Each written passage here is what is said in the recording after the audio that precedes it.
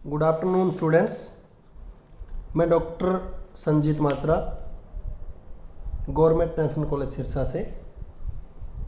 हमारी जो last class थी उसमें हमने बात की थी सुभाष चंद्र बोस के राजनीतिक विचारों के संबंध में। आज हम समाजवाद के संबंध में सुभाष चंद्र बोस जी के विचारों पर बात करेंगे। उनके विचारों पर बात करने से पहले मैं आपसे रिक्वेस्ट करता हूं कि अगर किसी ने मेरे चैनल को सब्सक्राइब नहीं किया है तो वो चैनल को सब्सक्राइब करें और आगे अपने फ्रेंड्स को शेयर करें।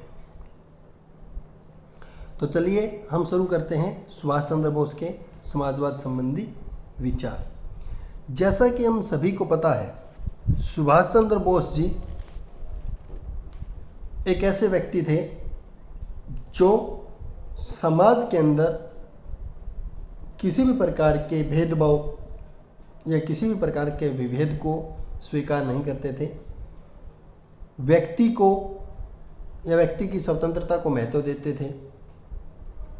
इसी वजह से, अपने इन्हीं विचारों की वजह से उनका झुकाव समाजवाद की तरफ या समाजवादी विचारधारा की तरफ भी हुआ। समाजवादी विचारधारा क्या होती है? समाजवादी विचारधारा एक ऐसी विचारधारा है जिसमें उत्पादन और वितरण के जो संसाधन होते हैं, उत्पादन के साधन और वितरण के साधन, उन साधनों को निजी स्वामित्व से यानी कि प्राइवेट सेक्टर से स्वतंत्र करवा के पूरे समाज के स्वामित्व के अधीन लाने के पक्ष में होते हैं और उस समाज में रहने वाले व्यक्तियों के संपूर्ण विकास के लिए राज्य को अधिक से अधिक कल्याणकारी कार्य सौंपने का समर्थन करते हैं और व्यक्तिगत स्वतंत्रता का भी समर्थन करते हैं। यानी कि समाजवादी विचारधारा एक ऐसी विचारधारा है जो प्राइवेटाइजेशन की बजाय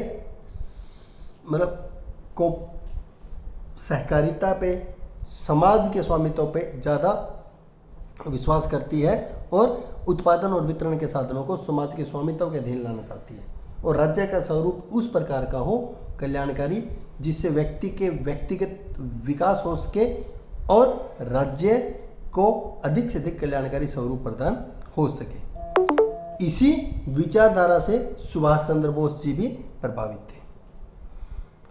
उनके अनुसार समाजवाद वामपंथ था। उन्होंने अपने समाजवाद को नाम दिया वामपंथ, वामपंथ नाम दिया। और वामपंथ क्या होता है? उनके अनुसार वामपंथ का मतलब क्या होता है कि साम्राज्यवाद के विरुद्ध, यानी कि ब्रिटेन ने जो अपनी साम्राज्यवादी नीति के तहत भारत को अपना उपनिवेश बनाया हुआ था, उसके विरुद्ध, यानी कि साम्राज्यवादी नीतियों के विरुद्ध बिना किसी प्रकार के डर, बिना किसी प्रकार के समझौते के तहत अपना संघर्ष हर परिस्थिति में जारी रखने वाले वामपंथी होते हैं। हर परिस्थिति में अपनी स्वतंत्रता को बेस मान करके स्वतंत्रता के लिए प्रयासरत रहने वाले वामपंथी होते हैं। तो इसी विचारधारा के तहत हम उनके समाजवाद के विचारों को देखते हैं। उनके समाजवाद के विचारों को देखने से पहले हम देखते हैं कि उनके अनुसार समाजवाद से क्या प्राप्त कर सकते हैं, समाजवाद के उद्देश्य क्या हो सकते हैं।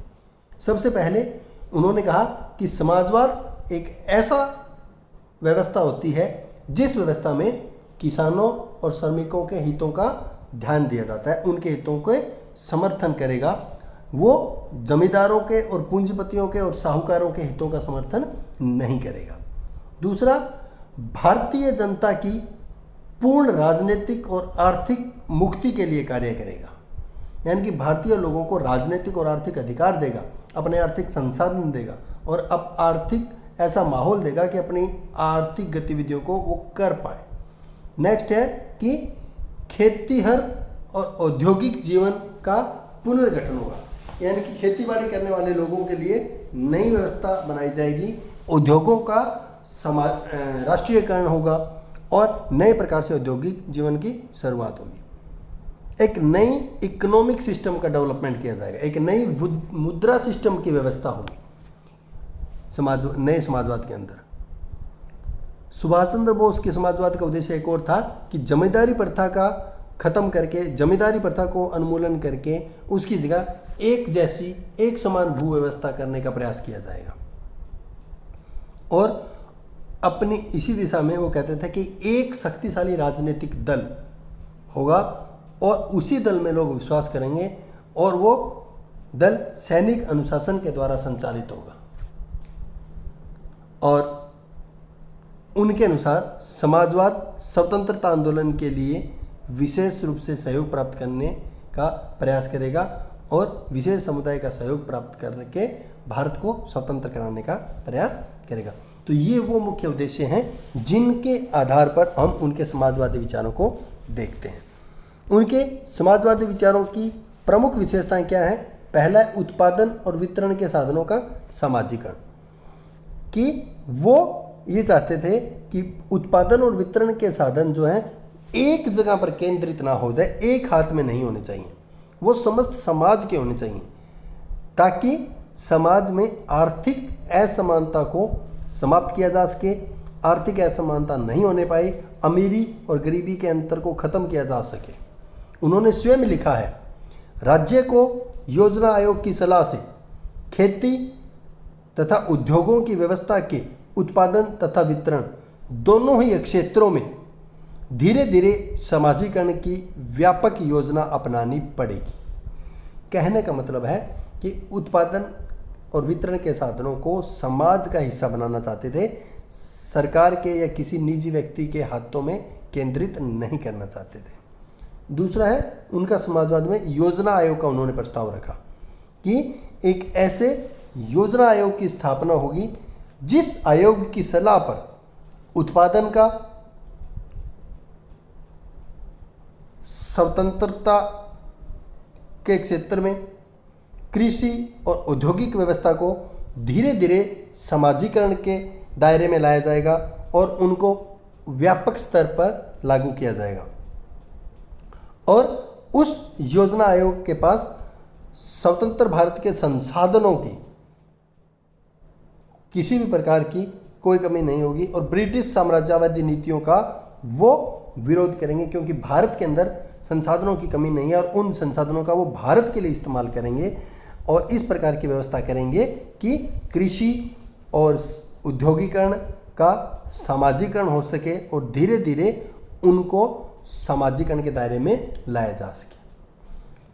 उनके समाजवाद एक दलीय व्यवस्था पर आधारित होगा, यानी कि पूरा सिस्टम, पूरी व्यवस्था एक शक्तिशाली राजनीतिक दल के आधार पर चलेगी और उस एक दल के अनुसार ही उनका समाजवाद कार्य करेगा और वो दल पूर्ण रूप से सैनिक अनुशासन के अंतर्गत कार्य करेगा। और अपनी इसी विचारधारा जो है वो प्रभावित उनकी हुई इटली में फांसीवादी और जर्मनी में नाजीवादी व्यवस्था, जो एक दलीय व्यवस्था थी, उनके शासन और उनके विकासात्मक कार्यों को देख करके उन्होंने उस प्रकार की बातें की। हालांकि वो नाजीवाद और फांसीवाद का समर्थन नहीं करते थे, लेकिन उनके द्वारा अनुशासित जो व्यवस्था थी उसके अनुसार उनकी व्यवस्था की और एक दलीय शासन का उन्होंने मतलब बात रखी। और उन्होंने जिस राजनीतिक पार्टी की स्थापना की उसका नाम था फॉरवर्ड ब्लॉक। फॉरवर्ड ब्लॉक जो राजनीतिक दल था, उसके घोषणा पत्र में उन्होंने क्या कार्यक्रम रखे कि फॉरवर्ड ब्लॉक साम्राज्यवाद के खिलाफ हमेशा संघर्ष जारी रखेगा, भारत को पूर्ण समाजवादी राज्य बनाने का प्रयास करेगा, देश को नवनिर्माण और वैज्ञानिक स्तर पर आगे बढ़ाने का प्रयास करेगा, उत्पादन तथा वितरण के साधनों पर राज्य का नियंत्रण स्थापित करेगा, देश के अंदर रहने वाले नागरिकों को, व्यक्तियों को पूर्ण रूप से धार्मिक स्वतंत्रता प्रदान करेगा और पूर्ण रूप से समानता का अधिकार होगा। इन उद्देश्यों के साथ उन्होंने फॉरवर्ड ब्लॉक की स्थापना की और उसी को पूरा करने के लिए मतलब उन्होंने समाजवाद की बात भी कही। समाजवादी विशेषताओं के अंतर्गत एक दलीय व्यवस्था को प्रमुख माना कि इन उद्देश्यों को केवल एकमात्र पार्टी के द्वारा पूरा किया जा सकता है। उसके बाद है साम्राज्यवाद का विरोध। सुभाष चंद्र बोस जी बाहर इंग्लैंड से भारत को स्वतंत्र करवाना चाहते थे। वो उन्होंने देखा कि भारत के ऊपर साम्राज्यवादी नीतियों के तहत इंग्लैंड ने भारतीयों का बहुत शोषण किया है, इसलिए उन्होंने साम्राज्यवादी व्यवस्था का विरोध किया कि साम्राज्यवादी व्यवस्था में जिस देश को उपनिवेश बनाया जाता है उसका शोषण किया जाता है, और उस प्रकार की नीतियों का उन्होंने विरोध किया। उन्होंने कहा था कि वर्तमान युग में जो आंदोलन है वो साम्राज्यवादी विरोध की व्यवस्था है, और यह युग मुख्य रूप से साम्राज्यवाद का अंत करना चाहता है और भारतीय जनता के लिए राष्ट्रीय स्वतंत्रता की प्राप्ति करना चाहता है। उनके बारे में प्रसिद्ध ब्रिटिश विद्वान फ्रैंक मोरे भी कहते हैं कि सुभाष चंद्र बोस इस बात में विश्वास करते थे कि एक देशभक्त को मातृभूमि के कल्याण के लिए शैतान से भी मित्रता करनी पड़े तो उसे मित्रता कर लेनी चाहिए। यानी कि साम्राज्यवादी विरोध करने के लिए, साम्राज्यवाद का अंत करने के लिए वो किसी से भी अगर मित्रता करनी पड़े तो उसे कर लेनी चाहिए, ऐसा सुभाष चंद्र बोस का मानना था। उसके बाद साम्यवाद का विरोध। सुभाष चंद्र बोस की जो समाजवादी व्यवस्था है वो कार्ल मार्क्स की साम्यवादी व्यवस्था से अलग है। वो कार्ल मार्क्स की साम्यवादी व्यवस्था को पसंद नहीं करते थे, साम्यवादी व्यवस्था का विरोध करते थे।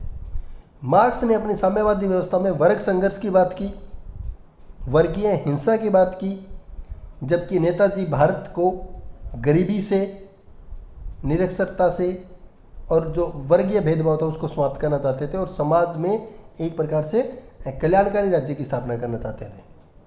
तो इसलिए जो सुभाष चंद्र बोस का समाजवादी विचार है वो कार्ल मार्क्स के साम्यवादी विचार के विपरीत है, उसके अनुसार नहीं है। और भारत की परिस्थितियों के लिए कार्ल मार्क्स द्वारा बताई गई साम्यवादी जो व्यवस्था है, साम्यवादी चीज़ें हैं, उसको वो सही नहीं मानते थे। धर्म के संबंध में विचार, उनके समाजवाद में समर्थन करते हुए उन्होंने धर्म में पूर्ण आस्था रखते थे।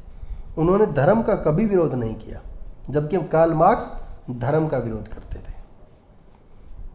सुभाष चंद्र बोस गांधी जी की तरह धर्म को सब कुछ नहीं मानते थे, लेकिन उन्होंने धर्म का विरोध भी नहीं किया। उनके अनुसार धर्म में लोगों को आस्था होनी चाहिए, धर्म उनकी पूर्ण आस्था है। और उनकी माता ने भी बचपन में उन्हें धार्मिक प्रवृत्ति या गीता के पाठ आदि सुनाकर धार्मिक प्रवृत्ति का बनाया। लेकिन सुभाष चंद्र बोस ही गीता के कर्म के सिद्धांत में भी विश्वास करते थे और उसी को अपनाने में विश्वास रखते थे। और धर्म को किसी भी स्थिति में छोड़ा नहीं जा सकता, लेकिन अब उनके लिए धर्म राष्ट्रीयता से, राष्ट्र की स्वतंत्रता से बड़ा नहीं होता था। उसके बाद है राष्ट्र निर्माण के संबंध में विचार। सुभाष चंद्र बोस जी एक यथार्थवादी व्यक्ति थे, यथार्थ के बारे में सोचते थे। ब्रिटिश स्वतंत्रता ने भारतीय राष्ट्रीयता का पतन किया। ब्रिटिश उपनिवेशवाद की वजह से भारत में राष्ट्रीयता का हनन हुआ, लोगों का मानसिक रूप से गिरावट हुई, भारत में औद्योगिकरण का हनन हुआ, भारत के पैसे का पतन हुआ, लोग गरीब होते चले गए। इन सब के खिलाफ सुभाष चंद्र बोस जी कहते थे कि हमें समाजवादी पद्धति अपनानी पड़ेगी और राज्य का कर्तव्य होगा कि वो आर्थिक संसाधनों के माध्यम से आर्थिक समस्याओं को सुलझाएगा, खेती के आधुनिकीकरण की ओर ध्यान देगा, देश के औद्योगिकरण का प्रयास किया जाएगा और समाज के हाथों में औद्योगिकरण को, राष्ट्र को सौंप करके राष्ट्र निर्माण किया जा सकता है। लोकतंत्र के संबंध में विचार। सुभाष चंद्र बोस जी हालांकि फांसीवाद और समाजवाद संबंधी विचारों से सहमत थे, लेकिन उन्होंने लोकतांत्रिक शासन में आस्था भी थी। लेकिन वो ब्रिटेन, फ्रांस और अमेरिका में प्रचलित जो लोकतांत्रिक व्यवस्था है उस प्रकार की शासन या उस प्रकार की संस्थाओं में विश्वास नहीं करते थे, बल्कि वो एक दलीय शासन व्यवस्था में मानते थे।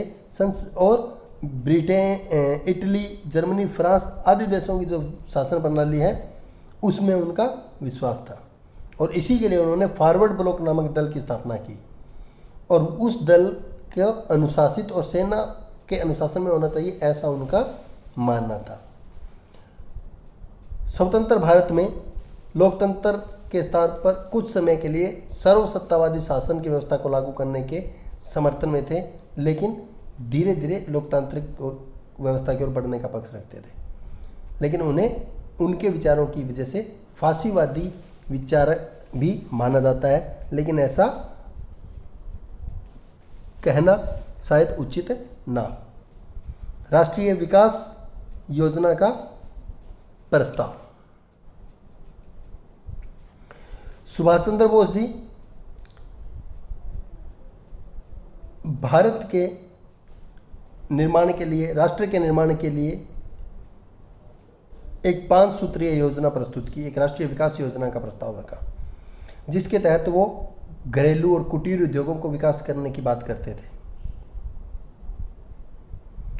और उन घरेलू और कुटीर उद्योगों को विश्व उद्योगों का सहयोगी अंग बने, इस प्रकार का उनका मानना था।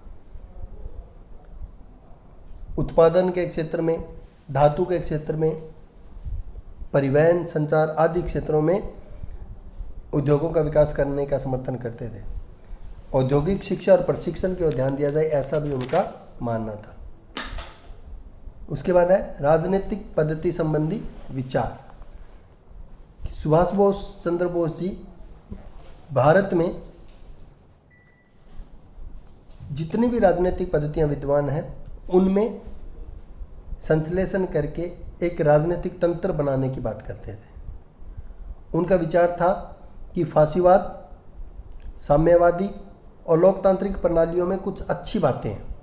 उन तीनों प्रकार की प्रणालियों को मान करके, तीनों प्रकार की व्यवस्थाओं को में से अच्छी बातों को लेकर के एक नई व्यवस्था बनाने की बात करते थे। उनके दृष्टिकोण में भारतीय राजनीतिक दर्शन राष्ट्रीय समाजवाद और साम्यवाद का एक मिश्रण होगा। मार्क्सवाद और गांधीवाद के मिश्रण से एक नई शासन प्रणाली को स्वीकार करने की बात करते थे, जिसे उन्होंने समाजवाद का नाम दिया। उसके बाद राज्य संबंधी विचार। अन्य राजनीतिक चिंतकों की भांति सुभाष चंद्र बोस ने आरंभ में अपने राज्य संबंधी विचारों को प्रस्तुत किया। सुभाष चंद्र बोस जी राज्य को एक साधन के रूप में देखते हैं और व्यक्ति को एक साध्य के रूप में देखते हैं, यानी कि राज्य व्यक्ति की आवश्यकताओं को पूरी करने के लिए अस्तित्व में आया है, राज्य व्यक्ति के कल्याण के लिए अस्तित्व में आया है। इसलिए राज्य को साधन की तरह कार्य करना चाहिए और कल्याणकारी स्वरूप होना चाहिए, और राज्य को व्यक्ति के राजनीतिक, सामाजिक और आर्थिक समस्याओं का समाधान करने का प्रयास करना चाहिए।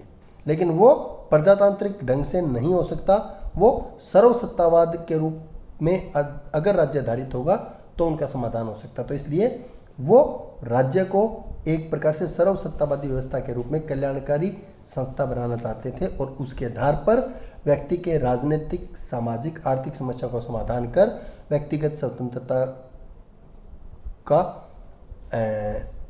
ध्यान रखते हुए व्यक्ति के कल्याणकारी कार्यों के रूप में राज्य को देखते थे।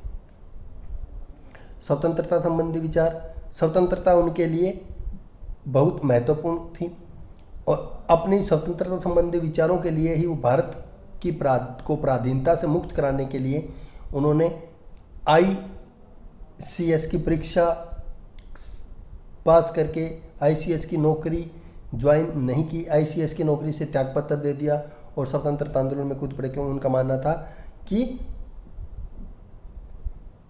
परतंत्रता को अभिशाप और अन्याय मानते थे और वे केवल उनका मानना था कि अगर मैं ICS की परीक्षा के ज्वाइनिंग लेटर पर हस्ताक्षर करूंगा तो मैं स्वतंत्र नहीं हूं, मैं परतंत्र हो जाऊंगा। इसलिए उन्होंने उस पर हस्ताक्षर नहीं किया और राष्ट्र के स्वतंत्रता आंदोलन में भाग लेना उचित समझा, जिसके आधार पर हम कह सकते हैं कि वो स्वतंत्रता के बहुत बड़े समर्थक थे। समानता संबंधी विचार की अगर बात करें तो सुभाष चंद्र बोस जी समानता संबंधी विचार या समानता की बात करते थे। वो समाज में किसी भी प्रकार के ऊंच नीच, जाति आदि व्यवस्थाओं का विरोध करते थे।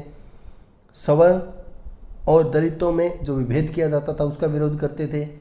सवर्णों से उन्होंने अपील भी की थी कि इस प्रकार के विभेद को ख़त्म करके दलित समुदाय जो है उनके साथ संगठित होकर के, सवर्ण और दलित मिल करके संगठित होकर के ब्रिटिश शासन के खिलाफ प्रयास करते हुए अपनी स्वतंत्रता को प्राप्त कर सकते हैं।